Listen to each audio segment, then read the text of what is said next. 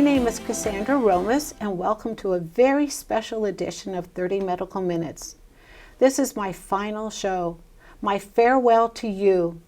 It has been my honor and pleasure to be the volunteer producer and host of this very worthy show for over 25 years.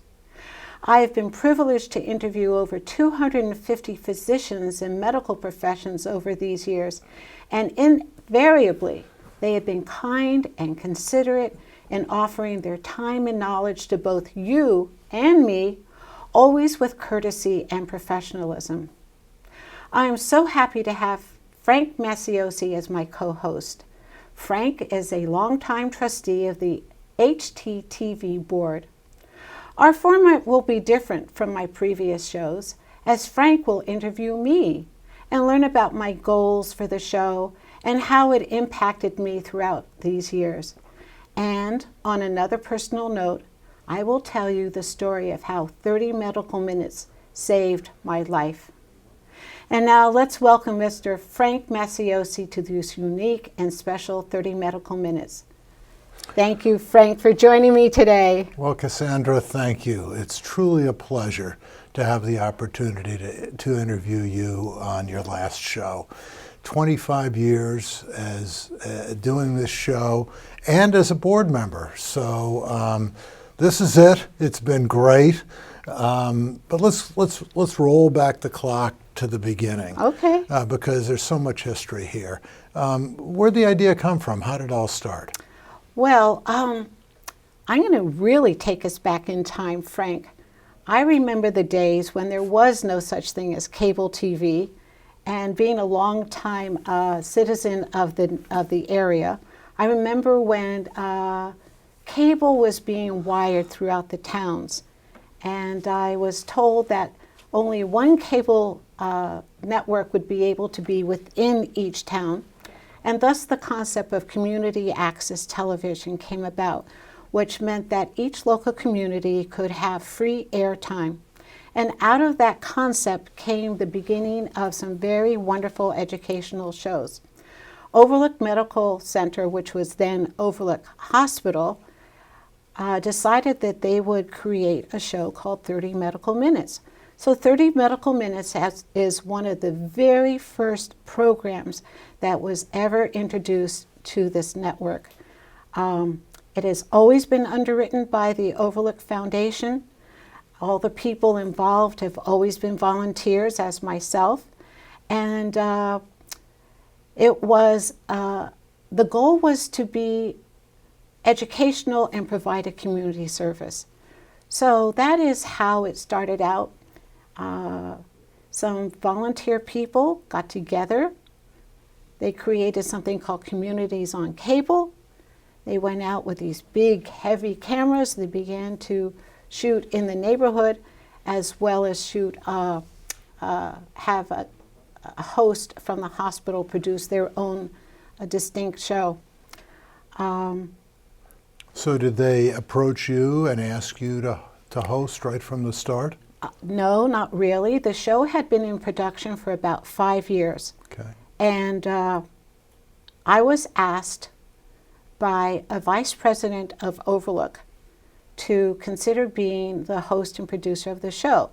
I currently, at that time, had been the president of the Overlook Hospital Auxiliary.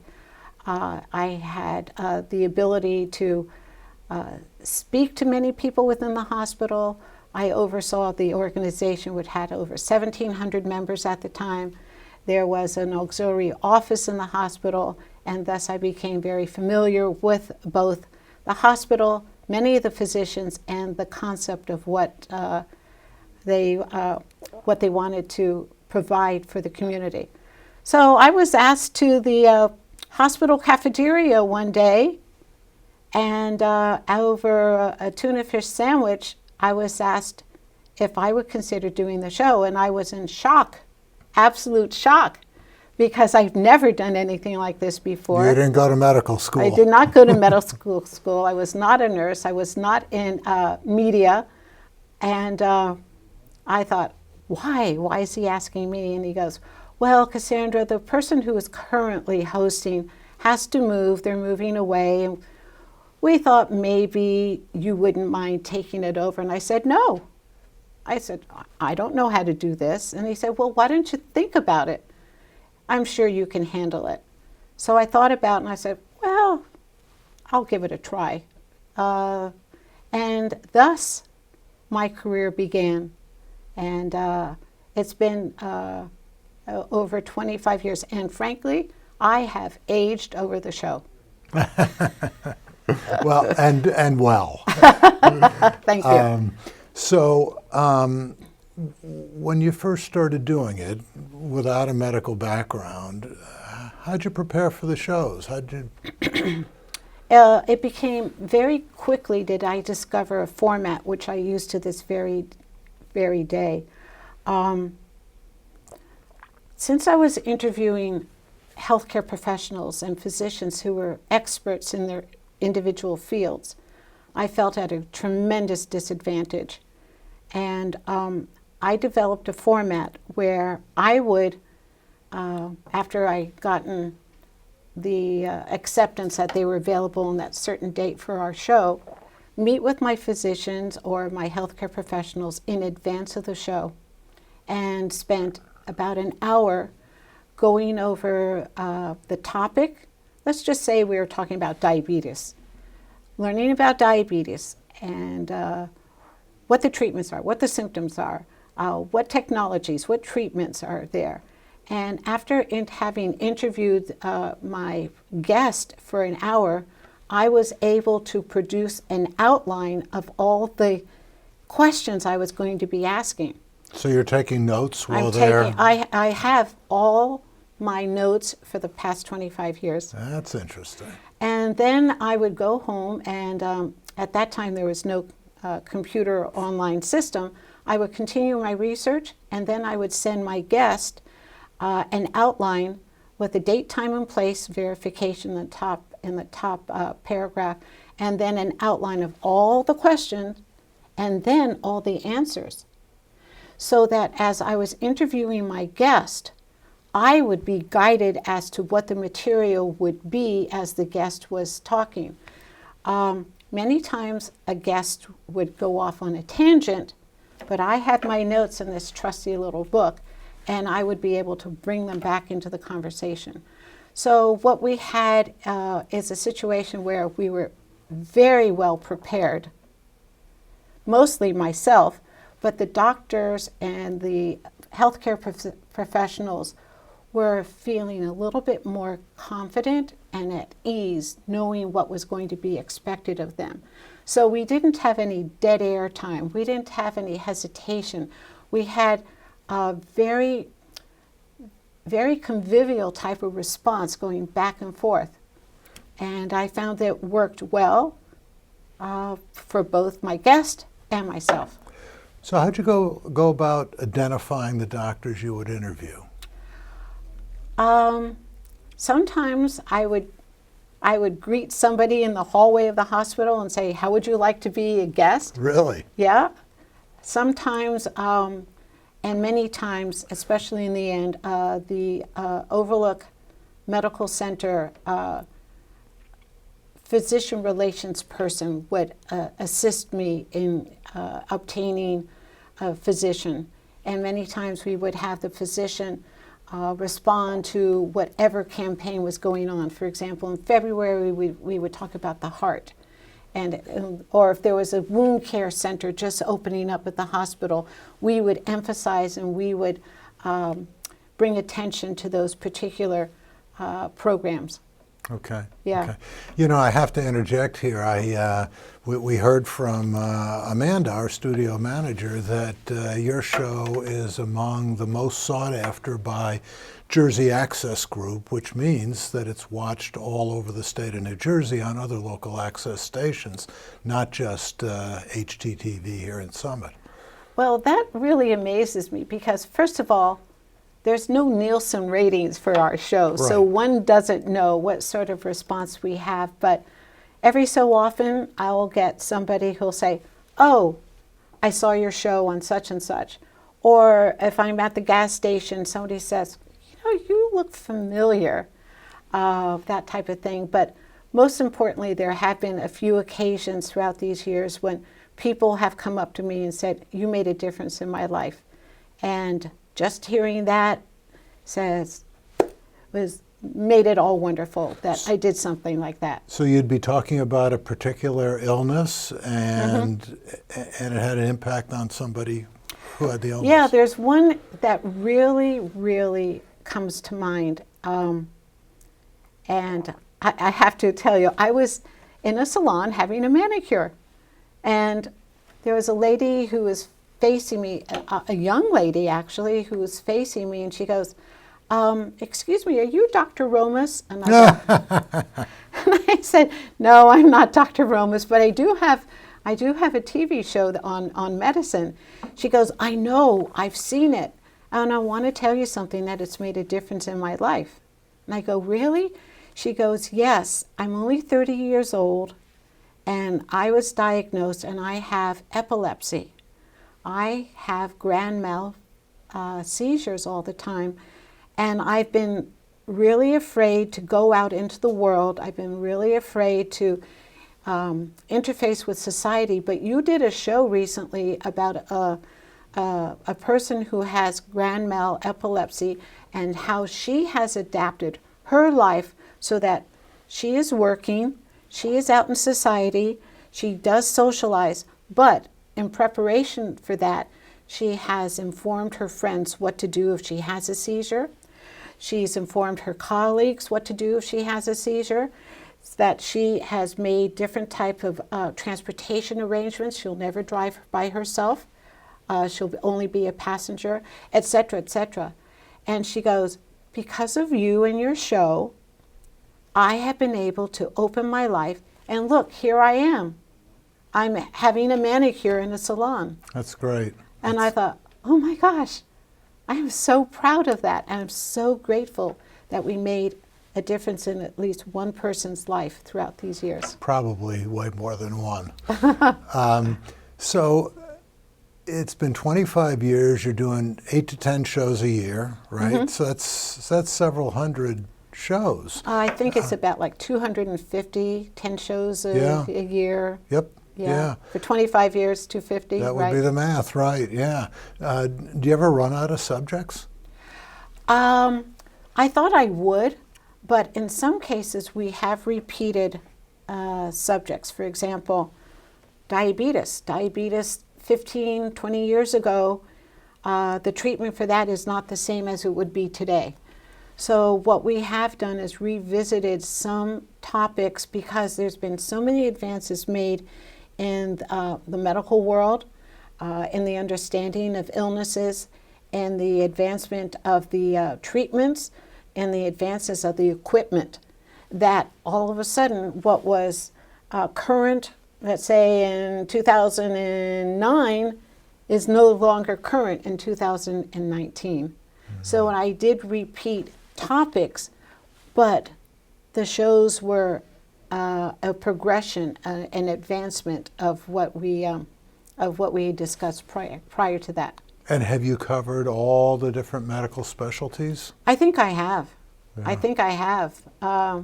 I've even covered in a few cases what's going on in the healthcare world, not just in illnesses and conditions, but also the change in the insurance world and the healthcare reform world, and even one show on what to do with medications once you have finished all of them and you need to dispose of them. Mm-hmm. So that was a very interesting topic as well. Yeah. So there must be some shows that stand out, either because of the doctor's personality or because whatever. Let's talk about some of the shows that stand out in your memory. Well, most of my shows were done in studio because we... Right here. Right here. These very same chairs, very same setting. And my format was very Socratic insofar as that I would interview my guest being the expert, the person with the knowledge, the teacher, and I felt like I was the student But many times I would look to my audience and change my role to being the teacher and talking to you and re-emphasizing what the doctor had said. But once in a while we did go out in the field, and one time we went to the Overlook, and we did on-site talking about the stereotactic radiosurgery. We talked about the equipment, we saw the equipment, and so forth and so on. So there were several occasions when we did go on site, but the majority of our shows were here. But going to the hospital and seeing how the physicians used that type of equipment, robotic surgery, how they used robotic surgery, was totally amazing and flabbergasting. And I have so much admiration for what physicians can do today. Yeah, the doctors must have some great stories that they've shared over the years, huh? They have, even though I have to admit that most of the physicians who have been here have been very focused in relaying information, medical information, to our audience in layman's terms. And in preparation for our show, I'd always say to my guests, just pretend we're talking to your grandmother's neighbor. We're not going to assume that our audience understands medical terms, because our goal, our mission is to educate our public, to give them a foundation of knowledge, so that what if somebody does come up with a particular type of illness, at least they'll have a few snippets of information that gives them a base, so when they go and talk to their physician, they'll understand it. Because when somebody is in a situation where they need care, it's human behavior not to be able to remember everything, and after 2 or 3 minutes they'll forget. Yeah.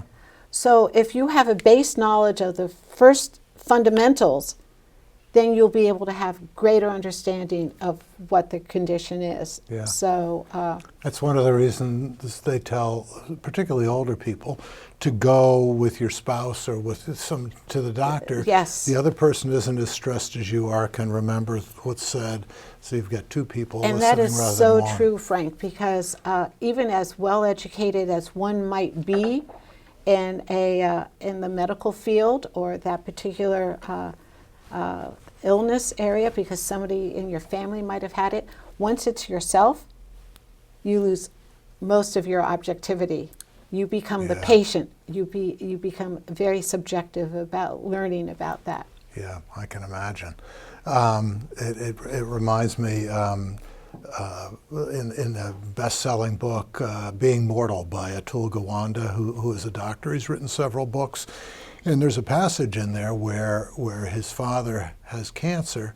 He's a doctor, his father's a doctor, his mother's a doctor. All 3 of them are with the oncologist. And I think this really is more about jargon than it is about having somebody with you. And they had trouble following what the oncologist was saying. All 3 of them were doctors. I know, it's amazing. When it comes to your loved ones, all you can think about is taking care of them, making sure that they're well, and what can we do to make sure that they achieve good health again. So objectivity goes out the window for sure. Yeah, absolutely. You've mentioned the Overlook's role in funding this program, and I want to underscore that because it has been incredibly generous funding over a very long period of time. The Overlook Foundation has been the supporter of this program, hasn't it? It certainly has, and I really admire Overlook Medical Center, as it's called today, for having the foresight, having the wherewithal to start this program when Communities on Cable was in its infancy. And espousing it, supporting it, and being there throughout all these years. Overlook has provided a tremendous community service, and they really have to be commended for reaching out this way and Now they reach out in many ways, but at the time it was started, this was one of the few venues that they had to reach a wider audience. So they definitely need our gratitude and kudos to them. It's a good thing we've had Overlook, and it's a good thing we've had an able volunteer to produce and host all these shows. It has been my pleasure, my honor. I do have to say that throughout all these years, interviewing all these physicians and healthcare professionals, I have never once come across a physician who was not kind, courteous, considerate, generous with their time before the show and during the show. And I thought to myself, boy, am I a lucky person to have been able to spend this much time with a person who is so besieged with his hours or her hours every single time. And they're spending it with me, and they're spending it with you, and they're imparting this knowledge. And I thought, I'm definitely the privileged one indeed. Yeah, yeah. You know, you just mentioned his or her. Have there been more women that you've interviewed in recent years? Because when you first started doing this show 25 years ago, there weren't many women who in medicine. Actually, that's true. I have interviewed many women physicians, maybe more so now, but we've always had a wonderful balance of male and female physicians. Okay. Now, on the personal side, this show has had an impact on your life, hasn't it? Yeah, I mentioned that in my introduction. And I will relate to you a personal story that happened to me exactly 2 months ago tomorrow. I was traveling in a foreign country. I was in Greece, which is where my father was born. And Frank, I've been very fortunate to been able to renovate my father's home, which was an older home which needed renovation. And my daughter and I went back to Andros, which is an island in the Aegean, to do a little bit more work in our garden. And the work was proceeding beautifully, but we were coming up to a holiday weekend. And my daughter said, Mom, you know, we can't do any work on Saturday, Sunday, and Monday, which is Greece's 4th of July. Okay. So nobody could work at that day. She says, let's get on the ferry boat and let's go to Athens. And I said, that'll be fine. Frank, you have to realize that this island, which is only 2 hours away from the mainland, has no airport. The only way on and off the island is by a ferry boat. So we got on the ferry boat. 2 hours. 2 hours. It takes an hour from my house to get to the port.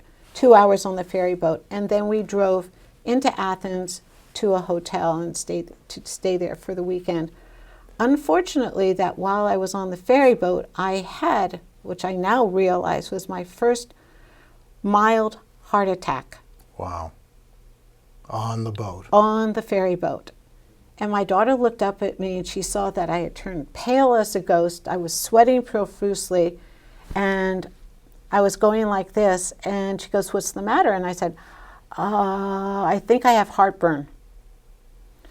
I took an Advil and it went away. And I just ignored that. When we got to the hotel, checked in, had dinner, and everything was fine, I was reading, getting ready for bed, when I had another severe, serious heart attack at that point. It did not feel like the classic men's type with pains running down here, but it was a classic woman's heart attack. Now, there is a difference, isn't there? There's a major difference, which I learned about when I did one of my shows, but I try to ignore it. As educated as I am on this, there's also that subjectiveness that comes in, and I denied it. But my daughter, seeing my distress, Googled rapid heartbeat, heartburn, and Google came up with woman's heart attack. Really? Yes. And so she goes, Mom, do you have this, and this? And I go, yes, yes. So we got dressed and we got into a taxi to go to an emergency room. It was a Saturday night in Greece, and I have to tell you something, Frank, it was rather distressing that in an area of Athens. At this point, they're probably overseeing a population as large as Manhattan. There was only one emergency room open, and the first hospital that we went to, the big medical center across this boulevard from us, was closed. Wow. The emergency room was closed. For the holiday? No, just normal. Because it's socialized medicine, they have to rotate. One hospital out of the 5 general hospitals are only allowed to be open. Only 1 out of the 5 are allowed to be open at night. So we had to travel in a taxi to the next one. I walked into this emergency room. It was filled with people. There was no stretchers, no wheelchairs, no doctors, no nurses, no healthcare professionals at all. I thought, what am I supposed to do? But I did see one lady behind this booth, and I went up to her and I said, in Greek, because I can speak Greek, I think I'm having a heart attack. She goes, okay, here. And what did she give me? She gave me a little tiny piece of white paper with a number on it. And she told me, your number will be called. Sit down. And that's what I had to do. There were no seats. I had to stand, and then I sat. And then my number came up on the board like you're in the deli. And I was called, and I went into the cardiology department. How long did that take? About a half hour or something like that. If I was in the middle of the heart attack, which I was, if I passed away, I would have passed away right there with nobody taking care of me. I have to say that the physicians and the staff were fantastic, but Frank, they have no equipment. They are so under provided for. The people were so nice, but at the same time, they took my blood pressure. They did an EKG, and they go out and they ask for my daughter in the waiting room, and they go, Miss Romas, your mother's in the middle of the heart attack. Get these papers stamped. Stamped? Stamped. Because this is socialized medicine and it's a bureaucracy. So my daughter had to run out the building to another building. She found the department. She says, my mother's having a heart attack, and so forth. And they said, guess what? You don't have the code. So my daughter goes back and forth, and that's when I finally get my care. Does she speak Greek? Not very well. Was she able to communicate? She was able to communicate because she had the papers. Okay. Anyway, the long story short is that fortunately, before I left my room, I took some aspirin, and that dissolved my clot, and I was able to survive. And I'm very grateful to 30 Medical Minutes because they taught me that if you have one, take an aspirin and it will help. Yeah, wow. That's an amazing... So I'm going to tell you something, Frank. It's been a privilege and a pleasure to be here and 30 Medical Minutes. And can you believe I'm ending my career by saying 30 Medical Minutes saved my life? And I hope it's helped you. So thank you so much for being with me for 25 years on 30 Medical Minutes. It has been wonderful and it's gone very fast.